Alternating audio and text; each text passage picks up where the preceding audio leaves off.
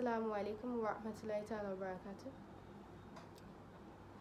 The major reason why Allah has brought us to this life is to worship Him. Now, we have been brought to this life to worship Allah alone. And here it is. After being brought to this life to worship Allah, there are some other responsibilities also that also comes with this, in which we have to ensure that we fulfill while we are alive. Now, what are these responsibilities? Now, for the youngsters or the teenagers, it's not a big deal. Why? Because the parents are there to always take care of the needs. But once you are married, the picture changes. Now, the whole idea changes in the sense that you no longer fend for yourself alone, but including your children. And everything you do, you drink water, you eat, even when you pray, all these align to your children. Why? Because in whatsoever you now do as a married person after having kids, you think about your children before you indulge yourself in anything you want to do. But first and foremost, we should always remember that Allah has brought us to this life to worship Him.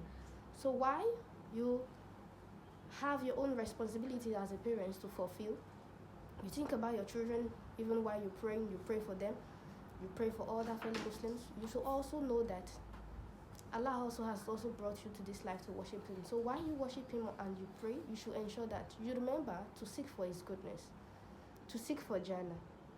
Now, as parents, like I said, we have a lot of responsibilities to fulfill. While you're still a child, your parents have a lot to do for you, because you are an amana to your parents' life.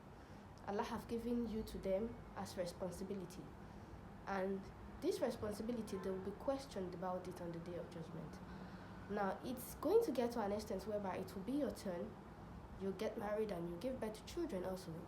And you will also be given this responsibility of your own children for you to fulfill, or rather, for you to fulfill your right upon them. Now, so many parents going beyond fulfilling the rights of their children to make their children get spoiled. Now, what do I mean?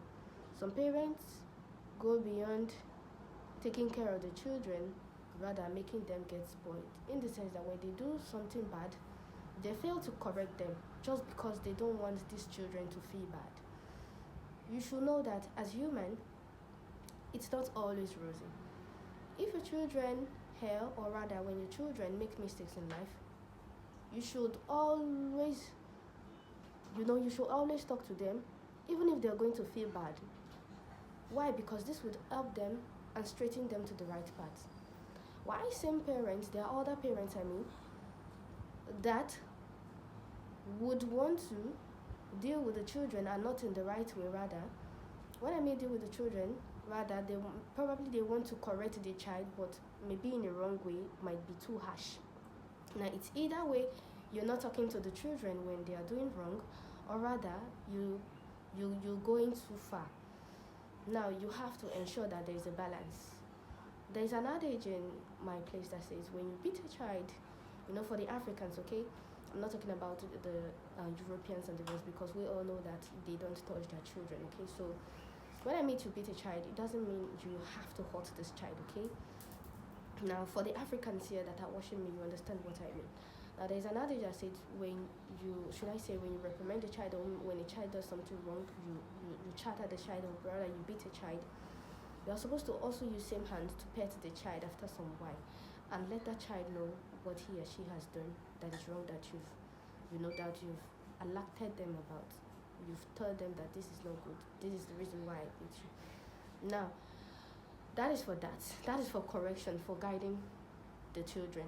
Now, there are same other parents again, when they are ought to fulfill their own responsibility, they do not do this, but rather all they know is for the betterment of their self. Now, this is it. You should know that children are sadaqah to jariyah also, right? Now, when one finally leaves this world, the amount of care, or the amount of provision, or rather the amount of love, or how well you've trained your child will determine if this child, when you finally being called by Allah, how this child will be able to remember you as a parent. with the love and the care and everything you've shared with them, to pray for you. Now, if a child is a sadaqah to Jariyah, for everyone to ensure that you impute lot of effort in them to ensure that they are better people. Now, how would a child who is a drunkard remember to pray for their parents when they're finally gone? Or rather, how will a child who is a smoker or somebody that always go clubbing would remember to pray for his or her parents? It's impossible, except Allah has guided that child literally. Now, this is why, as we have been brought to this life to worship Allah, Allah has also given us various responsibilities, and one of them is the children, or rather our children.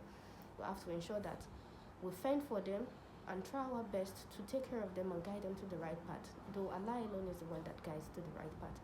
But we can try our best and support them also with prayer, because Allah alone is the one that guides, like I say, and Him alone is the one that is able to do all things.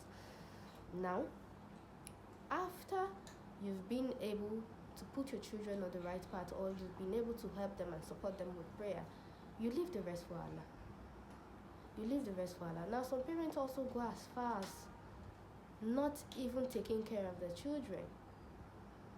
Now, this is why sometimes the society is full of nuisance. Yes, because when the parents fail to fulfill their own responsibility, it makes the children err.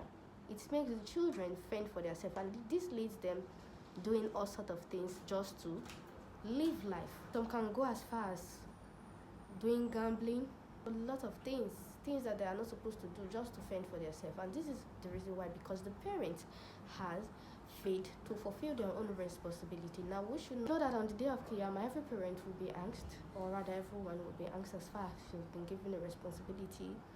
You will be angst on how you take care of your children, how well you guide them.